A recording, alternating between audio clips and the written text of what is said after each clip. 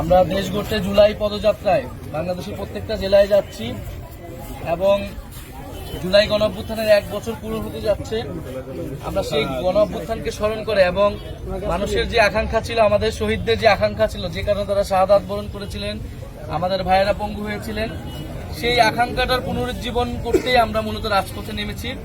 আমরা জানি আমাদের গণ অভ্যুত্থানে মাদ্রাসার ছাত্ররা এবং আলম সমাজের ব্যাপক ভূমিকা ছিল। তারা রাজপথে নেমেছিল, নির্যাতিত হয়েছিল, শহীদ হয়েছিল।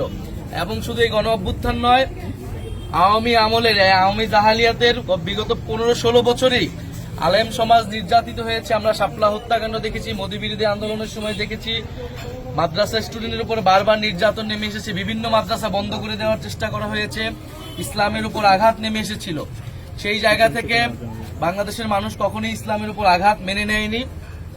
বাংলাদেশ একটি মুসলিম প্রধান দেশ এবং আমরা আলেম সমাজ, মাদ্রাসার ছাত্র তাদেরকে নিয়ে কাজ করতে চাই। জাতীয় নাগরিক পার্টি আমরা চাই যে বাংলাদেশ একটি ইনসাফ ভিত্তিক, একটি বৈষম্যহীন বাংলাদেশ হবে, সকল ধর্ম মত সব মিলেমিশে সম্প্রীতির একটি বাংলাদেশ হবে। সেই জায়গায় আপনারা আমাদের জন্য দোয়া করবেন। আমরা আপনাদের জন্য কাজ করতে চাই এবং আমরা যাতে সফল হতে পারি। আমাদের ভাইয়েরা বোনেরা যে কারণে শহীদ হয়েছেন, তাদের শাহাদাত যাতে সফল হয় এবং আল্লাহ যাতে তাদেরকে কবুল করে, আমাদেরকে কবুল করে, সেই দোয়া করবেন।